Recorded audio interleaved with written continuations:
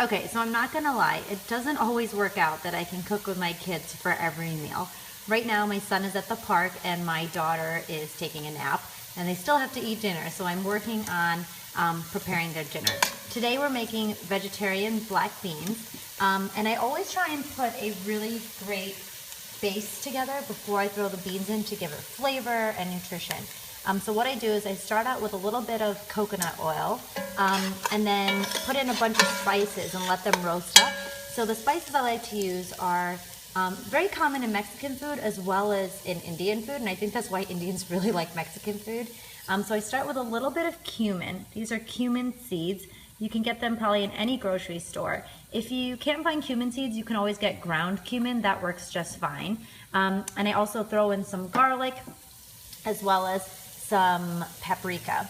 And then I toss in some onions, tomatoes, all diced up, corn, and spinach. And you guys know me, I love frozen spinach. I think it's such a great thing to have on hand. It doesn't go bad, and it always adds a great bit of nutrition to the meal. So once you saute this up, it takes about a good kind of 10-15 minutes. I like the vegetables to really sweat and cook down, and so that the flavors can really mold together. I also add a little bit of salt into this as well. So here you see it, it's about almost done. And while I like to use dried beans and soak them overnight, I don't always have time to do that. So in this case, I've just gotten some canned organic black beans with no salt added. It's really important to get ones that don't have any salt so that you can control the amount of salt. I've rinsed them really well in the colander, and then what I'm gonna do is just pour them into the pot. Get them in there nice and good. And then we're gonna give this a mix. And at this point, since there's just a lot more stuff in the pan, you're gonna wanna turn up the heat just a little bit. Let me just do that.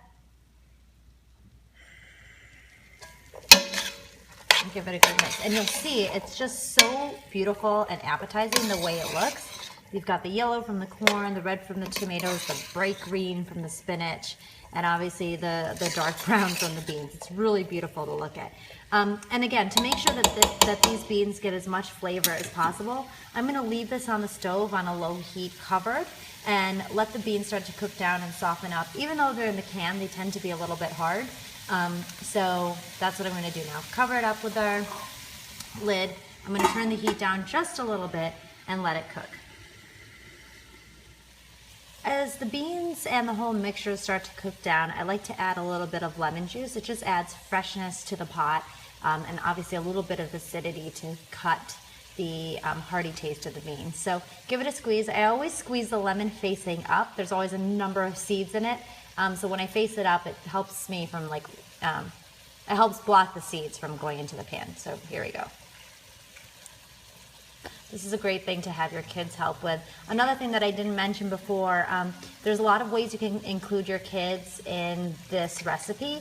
And I know it's daunting because obviously a lot of it is on the stove and a lot of it is like, cutting with dicing the tomatoes and dicing the onions. But I have my son cut up the garlic. Well, cut is not exactly what he does, but we take the garlic press and stick the garlic cloves into the garlic press, and then he's able to push that down. This is a garlic press if you haven't used it before. It's super easy. He helps me with squeezing the lemon. He helps me with obviously washing the vegetables, washing the tomatoes and all that stuff. So those are just simple ways to get them involved.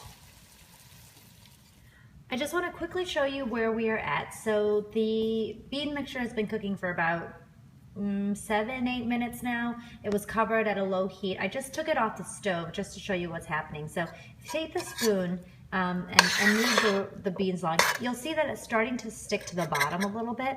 I don't like to add more oil at this point because I really don't find that there's any need to have too much oil in one's diet. But because it's at this point and the beans are pretty soft, what I always do is I just add a little bit of water from the tea kettle. And oops, as I'm doing this, there's like no water left in the tea kettle. So what I'll do is I'll just grab some water. Hold on one second. Okay, I'm back. I'm back with a tea kettle and it has water in it. So I just pour a little bit in there. And the reason I do that is to just help unstick the beans.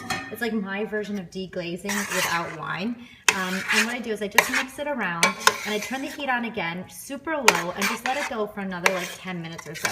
The reason I do this, now you could argue that the beans are pretty much done now because they're soft, they're still toothsome, and they're cooked through, but I really love getting like that rich, deep flavors from all the different vegetables and spices that are in there. So I'm gonna turn the heat on low and then cover it and let it cook for another 10 minutes.